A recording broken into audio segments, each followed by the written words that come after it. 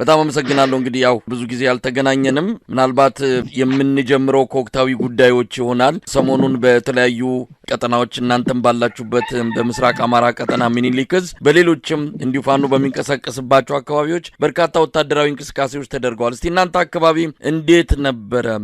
ምርኮኞችን ይዛችኋል፣ በርካታ የጦር መሳሪያዎችን በእጃችሁ አስገብታችኋል፣ በርካታ ወረዳዎችን በቁጥጥራችሁ ስር አድርጋችኋል። እስቲ አጠቃላይ ሁኔታው ምን ይመስላል? አመሰግናለሁ። እንግዲህ እንደምታውቀው ይሄ ትግል ወደ 3ኛ ዓመቱ እየተሸጋገረ ነው ያለው። በዚህ ሂደት ውስጥ ከፍተኛ የሆነ ስራ እየተሰራ ነው የሚገኘው። በተለይ ደግሞ እንደ አማራ ፋኖ ብሔራዊ ኃይል ምስራቅ አማራ ቀጠና ሚኒሊክ ዕዝ በርካታ ስራዎችን እየሰራን እንገኛለን። ሁልጊዜም ማንቃት አለ፣ ሁልጊዜም ማደራጀት አለ፣ ሁልጊዜም ማሰልጠን አለ፣ ሁልጊዜም ማዋጋት፣ ሁልጊዜም ማሸነፍ። እነዚህ እንቅስቃሴዎቻችን ናቸው በዚህ 3 ዓመት ውስጥ ለፋኖ እንዳጠቃላይ ማለት ነው። በተለይ ወሎ ምድር ላይ እንደምታውቁት ቤተ አማራ ወሎ ምድር ላይ ከፍተኛ ስራ ሲሰራ ነው የቆየው። ከመከታ አልፈን መጀመሪያው አካባቢ የነበሩ ወደ 2015 2016 አካባቢ የመከታ ጊዜያት ነበሩ። በመመከት ገዛዙ ከፍተኛ ወረራ ሲያደርግብን ይህንን ወረራ በመመከት በጎን ለጎን ደግሞ ኃይል በመፍጠር በማደራጀት ወደ አንድ ተቋም በማሰባሰብ እና በመከላከል አሳለፍን። 2017 ዓ.ም እንደዚሁ የማጎልበት ጊዜ ነው የነበረው እንደምታውቁት። በተለይ በሁሉም በአደረጃጀትም በኃይል መፍጠር ደረጃ 2018 ዓ.ም ደግሞ የማድረግ አቅማችንን ያወቅንበት እና ከፍ ያደረግንበት ወደ ማድረግ አቅም የተሸጋገርንበት ነው። ይህ ማለት የማጥቃት አቅም እና የፊት ለፊት የግንባር ውጊያዎችን ያደረግንበት ዓመት ነው 2018 ዓ.ም።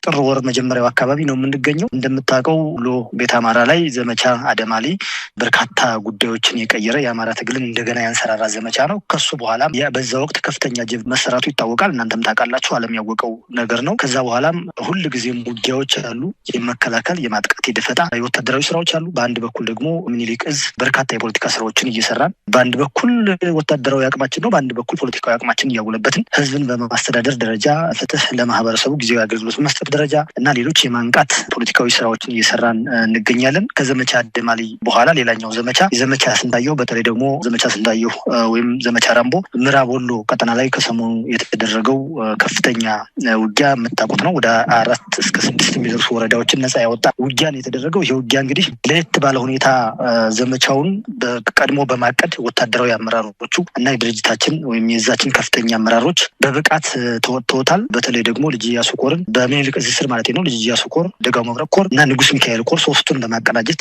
ከዚህ ባለፈ ደግሞ የሸዋ ጠቅላይ ግዛት ዕዝን በመጨመር ከተንታ እስከ ደላንታ በአጠቃላይ እስከ ምዕራብ ወሎ አማራ ሳይንት ድረስ ሰፊ ቀጠና እስከ ከለላ ድረስ ወይ ደግሞ እስከ ሸዋ ድንበርና ጎጃም ድንበሮች ድረስ ከፍተኛ ውጊያ ነው የተደረገው። በዚህ ውጊያ እንደ ዘመቻ አደማሊ ሁሉ ከፍተኛ ምርኮ ያገኘንበት ነው። ከ300 በላይ ምርኮኞች እጃችን ላይ ያስገባንበት፣ በርካታ የነፍስ ወከፍና የቡድን መሳሪያዎች እጃችን ላይ የገቡበት፣ በአጠቃላይ በዚህ ዘመቻ የደቡብ ወሎ ምንጣፍ ጎታች ኃይል ይሄ በአደን ኃይል እሱን ቀበሌ ላይ እንኳ ባይኖር ወረዳዎች ላይ በደንብ ያጸዳንበት የመታንበት፣ የአገዛዙን መዋቅር በደንብ ያፈራረስንበት ጊዜ ነበረ። የበዓል መቃረብ ወቅት ስለነበረ በተለይ ድንገተኛ ማጥቃት የተደረገው ቢያንስ ከ6 ወረዳዎች በላይ የሚሆነው ሙሉ በሙሉ ከ6 ወረዳዎች እስከ 6 ወረዳዎች የሚደርስ የወረዳ አስፈጻሚ የጠላት አመራር የተመታበት የተደመሰሰበት እና የጸጥታ ኃይሉ በከፍተኛ ሁኔታ የተመታበት ነው ማለት ነው። እንግዲህ በምርኮ ደረጃ ከ400 ብያለሁ። በሙት ደረጃ በጣም ብዙ ቁጥር ያለው እንደዚሁ በምርኮ ደረጃ ግብዓት ያገኘንበት፣ ሌሎች ተተኳሾችን እና መሳሪያዎችን ያገኘንበት እጅግ ወርቃማ ስራ የተሰራው ይሄ ታህሳስ መጨረሻ ላይ የተሰራው ወይ ከሳምንት በፊት የተሰራ ስራ ነው ማለት ነው። ከዛ በኋላም እንግዲህ ውጊያዎች ቀጥለዋል። ዛሬ እንዲህ በምናወራበት እንኳን ትላንትና በወልዲያ በቅርብ ርቀት ምናልባት ከዚህኛው ከዘመቻ ስንታየው በፊት 3 ቀን ቀደም ብሎ ያው ሚዲያው ላይ ወይ ደግሞ ለኛ በህዝብ ግንኙነት በኩል እንደቀረበው አሳመነው ክፍለ ጦር ወይ ምስራቅ አማራ ኮር 1 አሳመነው ክፍለ ጦር ማለት ነው 23 ጭምር ያቃጠሉበት፣ በርካታ ኃይል የደመሰሱበት ከወልዲያ ምናልባት በ2-3 ኪሎ ሜትር ቅርብ ርቀት ማለት ይቻላል እዛ ወልዲያ ጫፍ ላይ የዞን ከተማ ጫፍ ላይ ማለት ነው። እንግዲህ እሱ ላይ ከፍተኛ ጀብድ የሰሩበት የሚታወቅ ነው። አሁን ሰሞኑንም እንደዚሁ በቃሊም እና በበቅሎ ማነቂያ አካባቢዎች ጠላት ከፍተኛ ወረራ እነ ካላኮርማ ክፍለ ጦር፣ አሳምነው ክፍለ ጦር፣ እነ ሀውጃኖ ክፍለ ጦር እና ሌሎችም ኃይሎች ተከዜ ክፍለ ጦር ያሉበት ቀጠና ላይ ለማጥቃት እንቅስቃሴ አድርጎ ሁልጊዜም እየተመታ ነው የሚገኘው። ትላንትና እንኳን በርካታ መሳሪያዎች የተገኙበት ምርኮኞች የተገኙበት ነው። እዛ አካባቢ በተለይ ከቃሊም እስከ ወልዲያ ባለው አስፋልቱ ጥቁር አስፋልቱ በቁጥጥራችን ስር ነው የሚገኘው። በአጠቃላይ ከወልዲያ እስከ ጨጨሆ ወይም ደግሞ ደቡብ ጎንደር ጫፍ ድረስ ጥቁር አስፋልቱ በቁጥጥራችን ስር ነው የሚገኘው። በየቦታው ደፈጣዎች አሉ፣ በየቦታው ውጊያዎች፣ የግንባር ውጊያዎች አሉ። በየጊዜው በአጠቃላይ ጠቅለል ሲደረግ የማድረግ አቅማችን ከጊዜ ወደ ጊዜ እየጨመረ የሰራዊታችን ስነልቦና ከጊዜ ወደ ጊዜ እያደገ እና ጠላት በከፍተኛ ሁኔታ እየተመታ ኃይሉ እየተመናመነበት ሁሉ ጊዜም ያመጣል፣ ያስገባል፣ ይደመሰስበታል። ዋናው እኛ የምናገኘው ትርፍ ከመሳሪያ ኃይል ከምርኮ ጋር ተያይዞ ስለሆነ በዚህ ሁኔታ ብልጫ ጠላት ላይ ብልጫ እየወሰድን በከፍተኛ ስራ እየሰራ ነው የሚገኘው። እንደምንልክ በዚህ ልክ እየተንቀሳቀስን ነው የምንገኘው። አርበኛ ሞገስ እንግዲህ እነዚህ ወታደራዊ ድሎችና ስኬቶች ወደ አጠቃላይ የፋኖ እንቅስቃሴ ስኬት የሚገለጽበት እንዴት ሊሆን ይችላል? ለምሳሌ ከፍተኛ ቁጥር ያለው ወታደራዊ ድሎችን ስታገኙና ቦታዎችን ስትቆጣጠሩ ፋኖ እያደገ መምጣቱን ፋኖ ከትላንት ዛሬ እየገዘፈ መምጣቱን በማሳየት ረገድ እነዚህ ወታደራዊ ድሎች እንዴት ይገለጻሉ? መልካም እንግዲህ ምንድነው እኛ በተለይ እንደምታውቀው በንቅናቄ ነው የጀመርነው። ህዝባዊ ንቅናቄ ነው የተደረገው። ይሄ ከሰልፍ ላይ የነበረ ንቅናቄ ወደ ሰይፍ ወይም ወደ ነፍጥ ነው የተሸጋገረው። ስለዚህ የአባቶቻችን ገጠር ለገጠር ወይም በገጠሮች ያሉ ቁሞ ቀር መሳሪያዎችን የድሮ መሳሪያዎችን ጭምር በመጠቀም ነው እንግዲህ ትግሉን የጀመርነው። ከዚህ ተነስተን ከጠላት በመማረክ ሌላ የለውም። አሁን 3ኛ ዓመት ላይ ነው የምንገኘው። ሁሉንም ነገር ከጠላት ነው የማረክ ነው በነገራችን ላይ። ስለዚህ በከፍተኛ ሁኔታ እንደውም ከጠላት እንግዲህ በጠላት በኩል ያሉ ጀነራሎች ናቸው፣ ኮሎኔሎች ናቸው፣ ብዙ ዓመት ልምድ ያላቸው ናቸው። እኛ ደግሞ 2015 ጀምሮ አዲስ ጀነራሎችን ነው ያፈራ ነው በነገራችን ላይ። አሁን ላይ በእኛ የሻምበል፣ የሻለቃ፣ የክፍለ ጦር፣ የኮር መሪዎች ካገዛዙ ጀነራሎች በእጥፍ የሚበልጡ ናቸው። በእሳት የተፈተኑ ናቸው። ይሄ ለሁሉም ነገር ዋና ምንጩ ፍትሃዊ የትግል ምክንያት መኖሩ ነው፣ መገፋት መኖሩ ነው። ስለዚህ የተገፋ ህዝብ ከተገፋ ህዝብ አብራክ የወጣ ኃይል ስለሆነ ጠንካራ ነው። በሌላ በኩል ደግሞ ህዝባችን ለወረራ የሚመጣበትን ጠላት ወይ ደግሞ ሊያንበረክከው የመጣበትን ጠላት በመመለስና በመመከት ደረጃ ጠላትን በመደምሰስ ደረጃ ለጠላት የማይገዛ ህዝብ ስለሆነ ከዛ አብራክ የወጣ ስለሆነ ፋኖ በዚህ መሰረት በከፍተኛ ሁኔታ እንግዲህ ዛሬ 3ኛ ዓመታችን ላይ አሁን ላይ ጠላትን ሽምቅ ደፈጣ የሚለው ነገር ቀርቶ ወይ ደግሞ 10 ሰው 20 ሰው መምታት ቀርቶ አሁን ላይ በግንባር ክፍለ ጦሮች የሚደመሰሱበት፣ የጠላት ክፍለ ጦሮች የሚደመሰሱበት፣ የጠላት ሻለቃዎች የሚደመሰሱበት ምርኮ አሁን ላይ ከላሽ ለዘገባ የሚሆን አይደለም፣ ለሚዲያ የምናውለው አይደለም። አሁን ላይ ስናይፐር እና ብሬን መማረክ ብርቅ አይደለም። ያኔ ትግሉ ሲጀምር 1ኛ ዓመት 2ኛ ዓመቱ ላይ ዲሽቃዎች፣ ስናይፐሮች፣ ብሬኖች ብርቅ ቆይተው ሊሆን ይችላል ለመተኮስ። ዛሬ ላይ ግን ዲሽቃና ብሬን ስናይፐር ለመተኮስ ሳይሆን ለመማረክ እንኳን ብርቅ አይደለም በነገራችን ላይ። እና አሁን ላይ የመማረክ አቅማችን እንኳን ወደ ሞርተር ወደ ዙ 23 የተሸጋገረበት ነው። የመደምሰስ አቅማችን በቁጥር 1 2 3 ተብሎ በሚሊሻ ደረጃ በፖሊስ ወይ ደግሞ መከላከያ ነኝ የሚለው ሰራዊት ውስጥ ያለ በእግረኛ ደረጃ ብቻ ሳይሆን ሜካናይዝድ የመደምሰስ ደረጃ ላይ ደርሷል። ዙ 23 ነው የሚቃጠለው አሁን። ስለዚህ ኦራል ላይ ነው ጠላት የሚደመሰሰው እና ይሄ የማድረግ አቅማችን በየጊዜው ያደገበት፣ በተለይ ደግሞ በሳት የተፈተኑ የጦር አመራሮችን ያወጣንበት። እንደምታውቁት ወሎ ቤት አማራ ላይ ወይም ምኒልክ እዝ ውስጥ ኮሎኔሎች አሉ። ከድሮ በመከላከያ ሰራዊት የነበሩ በልዩ ኃይል የነበሩ ኮሎኔሎች አሉ። ሻለቃ አመራሮች፣ ከፍተኛ ሻለቃ አመራሮች በአማራ ልዩ ኃይል ውስጥ የነበሩ በመከላከያ በድሮ መከላከያ ውስጥ የነበሩ መቶ መሪዎች አሉ፣ ሻምበሎች አሉ፣ በጣም ብዙ ማረብተኞች አሉ፣ ወታደራዊ ብቃትና ኤክስፒሪየንስ ልምድ ያላቸው። አሁን ላይ ግን በጣም በሚገርም ፍጥነት በ2 ዓመት 3 ዓመት ውስጥ በአንድ በኩል ጠላትን አንገት አስደፍተን የተደረገብንን ወረራውን መክተን ከወረራ ባሻገር እያጠቃን ያለንበት፣ በሌላ በኩል ደግሞ ብቁ የሰው ኃይል በእሳት የተፈተነ በተግባር የተፈተነ በቲዮሪ ጦርነትን በዲፕሎ ወይ ደግሞ በኮሌጅ የተማረ ሳይሆን ጦርነትን በተግባር አፈሙዝ ለአፈሙዝ ተናንቆ በእሳት ላይ የተረማመደ ወታደራዊ አመራር እያፈለቅን ያለ ነው። በዚህ ሂደት ውስጥ ከበፊቱ የማድረግ አቅማችን በተለይ ደግሞ እንዲሁ በቀላል ሁኔታ ሳይሆን የጠላትን ስስ ብልት በማየት የጠላትን ዋና የስበት ማዕከል በመምታት እና የተሻለ የሚባለውን ኃይል በመደምሰስ እና የውጊያ ሁኔታውን በማዛባት አጠቃላይ ታርጌት ፉል የሆኑ ስራዎችን በመስራት ስትራቴጂክ የሆኑ ጥቃቶችን እየከፈትን ስትራቴጂክ የሆነ ስራ እየተሰራ ነው የሚገኘው። እስካሁን በተለይ 2018 ዓ.ም ያደረግናቸው ውጊያዎች ይሄንን ነው የሚያመለክቱት። ይሄ ውጊያ የማድረግ አቅም በአንድ እዝ፣ በሁለት እዝ፣ በሶስት እዝ የሚለካ ይሆናልና ወደፊት ደግሞ የሚመጣውን የምናይ ነው የሚሆነው። የማድረግ አቅማችን በተቀሉ አገዛዙ ላይ ብልጫ የወሰድንበት ኃይላችን በከፍተኛ ሁኔታ ገንብተን የትግል መስመራችንን አስምረን እና ደግሞ የወታደራዊ አቅማችንን በመሳሪያም በሰው ኃይልም ከፍተኛ ደረጃ ያደረስንበት ጠቅለል ሲል ጠላትን በሁሉም ረገድ ብልጫ የወሰንበት ጊዜ ላይ ደርሰናል ማለት እችላለሁ። አርበኛ ሞገስ ምናልባት እንደ አፋባሃ የአማራ ፋኖ ብሔራዊ ኃይል ከተመሰረተና አራቱ ቀጠናዎች በአንድ ድርጅት ውስጥ እንደዚሁ መንቀሳቀስ ከጀመሩ በኋላ ውጊያዎች በተናጠል የሚካሄዱበት ወሎ ሲካሄድ ጎጃም የማይታይበት ጎጃም ሲካሄድ ጎንደር የማይታይበት እንዲህ አይነቱ ነገር የሚቀር አይነት ተደርጎም ተወስዶ ነበር። አሁንም ግን በተናጠል ነው ውጊያዎች የሚደረጉት በአንድ ላይ የሚካሄዱበት በአንድ ጊዜ በተመሳሳይ ቀን ውጊያዎችን ማካሄድ ቢቻል በተጠና መልኩ የአገዛዙን የኃይል የማፈንና የመዋጋት አቅም ማዳከም ይቻላል የሚባል ወታደራዊ ትንታኔም አለና አሁንም በአንድ ድርጅት ውስጥ ሆናችሁ በአንድ አይነት አቅጣጫ ትሄዳላችሁ እንጂ ወታደራዊ ተልእኮቻችሁ ወታደራዊ እንቅስቃሴዎቻችሁ በተናጠል ነው እየተካሄደ ያለው። ምን ማለት ይቻላል እዚህ ላይ?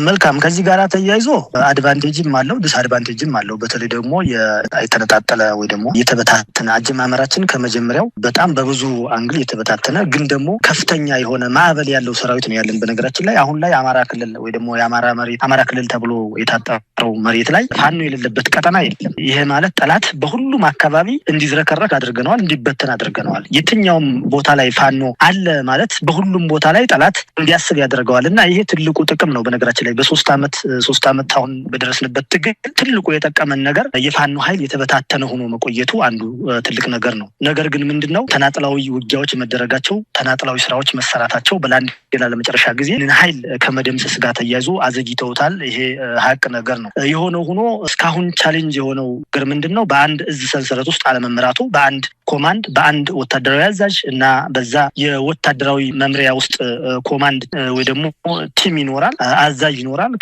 በአዛዥ ውስጥ የሚኖሩ ደግሞ ወታደራዊ ፖዚሽኖች ይኖራሉ። ያንን በመምራት ደረጃ የተዋቀረ መዋቅር ስላልነበረው እሱ ክፍተት አሁን ላይ በአንድ ድርጅት ውስጥ ማዕቀፍ ነው ያለ ነው። ምናልባት ከነበረው ድርጅታዊ ማዕቀፍ ደግሞ የበለጠ አካታች እየሆነ ያለበት ሁኔታ ነው ያለው አሁን። ስለዚህ በአንድ በኩል ምንድነው ጠላት መሬቱም መልክዓ ምድሩም ሰፊ ነው። በሌላ በኩል ደግሞ ጠላት የሚንቀሳቀስበት ቀጠና ላይ ነው ውጊያዎች በስፋት የሚደረጉት። ያ ማለት ጎንደር ላይ ጠላት ሲንቀሳቀስ በሚንቀሳቀስበት ቀጠና ላይ ውጊያ ይደረጋል፣ ይመታል፣ ይመለሳል፣ መልሶ ወደ መቆፈረው ምሽግ ወይ ደግሞ ከተማ ላይ ወደ መሸገበት ቦታ ላይ ይመለሳል። ውጊያዎች በተናጥል የሚደረጉበት ምክንያት አንዱ ይሄ ነው። በሌላ በኩል ግን አሁን የማድረግ አቅም ብለን ልንወስደው የምንችለው ነገር አሁን ላይ ጠላት ከአንድ ቦታ ወደ አንድ ቦታ አይንቀሳቀስም። ምክንያቱም በርካታ መስመሮች በፋኖ ስለሚዘጉበትና ኃይላችን በከፍተኛ ሁኔታ ስለጨመረ ለምሳሌ ወሎ ላይ እየመታ ነው፣ ከጎንደር የሚጨመርበት እድል አይኖርም። ጎንደር እየተመታ ከወሎ ወደ ጎንደር የሚሄድበት እድል እየተዘጋ ነው ያለው። እሱ ብቻም ሳይሆን የሆነ ቦታ ላይ ውጊያ ካለ የሆነ ቦታ ላይ ሌላው ኃይል ይዘጋል ወይ ደግሞ እዛ አካባቢ ጠላት ላይ ምቱን ያሳርፋል፣ የኃይል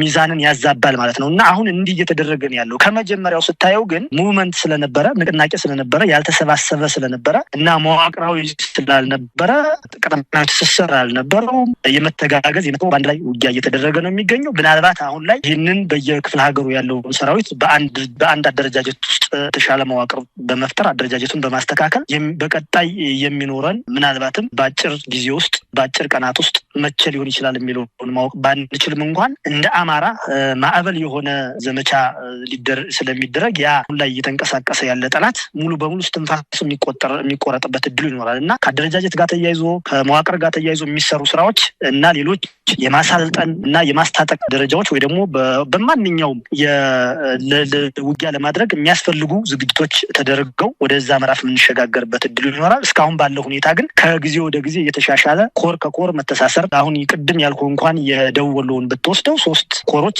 በአንድ ላይ ነው ውጊያ ያደረጉት። 6 ወረዳ በወረዳ ውስጥ ብዙ ከተሞች ይኖራሉና እሱን ነው የተቆጣጠሩት። እስካሁን እንዲህ የማድረግ አቅም አልነበረንም። እውነት ለመናገር 2018 ዓመተ ምህረት የዘመቻ አደማሊን የምታውቀው ነው። ኮር ከኮር አስተሳስረን አለፍ ሲል ደግሞ በተለይ እንደምንልክ እዝ ከሸዋም ጋር ተሳስረን ነው የምንዋጋው። ከጎንደር ጋር በተመሳሳይ በላስታ ሳመነው ኮር በኩል ከሸዋ ጋር በንጉስ ሚካኤል ኮር በሚንቀሳቀስበት ቀጠና ዘሴም በጎጃም በኩል በምስራቅ ጎጃም እንደዚሁ በአባይ ሸለቆ ወይ ደግሞ በመካነ ሰላም አቅጣጫ በጋራ የምንዋጋበት ሁኔታ እስካሁን አለ። ወደፊት ደግሞ ሙሉ በሙሉ ይህንን ኃይል በአራቱም ክፍለ ግዛት ያለውን ኃይል አስተሳስረን የተሻለ ስራ የምንሰራበት ሁኔታዎች እየተመቻቹ እንደሆነ ልገልጽ ልፈልጌ ነው። አርበኛ ሞገስ እንግዲህ ከናንተ ከአማራ ፋኖ ብሔራዊ ኃይል ምስራቅ አማራ ቀጠና ሚኒሊክ እዚህ ጋር በተያዘ ከሚነሱ ጉዳዮች አንዱ ይሄ ደቡብ ወሎ በተለይ ደሴ ኮምቦልቻ ወደዛ አካባቢ ብዙም እንቅስቃሴያችሁ አይታይም።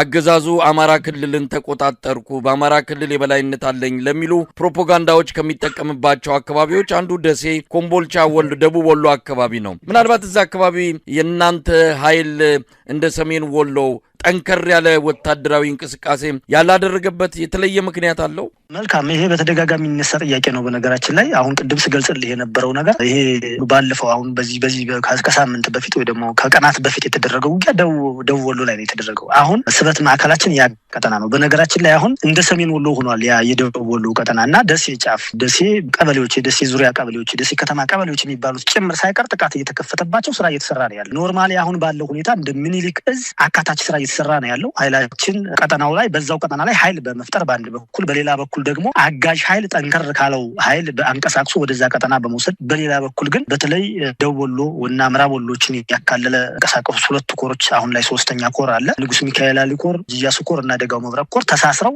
ውጊያ እያደረጉ ያለበት ሁኔታ ነው ያለው። አጠቃላይ አሁን ከሰሜን ወሎ ኃይል እየቀነሰ ወደ ደቡብ ወሎ እያጓጓዘ ነው ያለው፣ በየቦታው እየተመታ ቢሆንም ቅሎ ማለት ነው። ስለዚህ ምንድነው አሁን ላይ ደቡብ ወሎ ላይ ያለው እግሩን ዘርግቶ የነበረው ኃይል የጠላት ኃይል ማለት ነው ወይ ደግሞ ተግባርና እንቅስቃሴ የብልጽግናን ተግባርና እንቅስቃሴ አፕላይ ያደርጋለሁ እያለ ሲያጓራ የነበረው ኃይል ከፍተኛ የምታርፎበት ከሰሞኑ እንኳን የደቡብ ወሎ አስተዳዳሪ በፌስቡክ ጽፎ የደለተውን ነገር ታስታውሱት ነገር ካለ ወይዛቸው የነበረው መረጃ ካለ ጻፈ። ወደ አሁኑ ነው ያጠፋው። እንግዲህ የጻፈው ሁሉም ቢናገሩት ሆዲ ባዶ ይቀራም ብሎ ነው። በነገራችን ላይ የውስጥ አርበኞቻችንን በመጠቀም መረጃ በማዛባት መረጃ እንዳይኖር በማድረግ ያንን ንቅናቄ በመፍጠር ከፍተኛ ዓመት አሳርፈንበታል። አሁን ላይ ሰሜን ወሎም በለው ደቡብ ወሎ ከምስራቅ እስከ ምዕራብ ከደቡብ እስከ ሰሜን በአጠቃላይ ሁሉንም ያካለለ ትግል ነው እየተደረገ ያለው። ከዚህ በኋላ የሚኖረን እንቅስቃሴም ጫን ያለ የሚሆነው ወደዛ አቅጣጫ ነውና በዚሁ አጋጣሚ የደቡብ ወሎ ትግል፣ ምዕራብ ወሎ፣ ደቡብ ወሎ እነዚህ አካባቢዎች በከፍተኛ ሁኔታ ትግሉ እየተቀጣጠለ ያለበት፣ ድርጅታችን ወይም እዛችን ደግሞ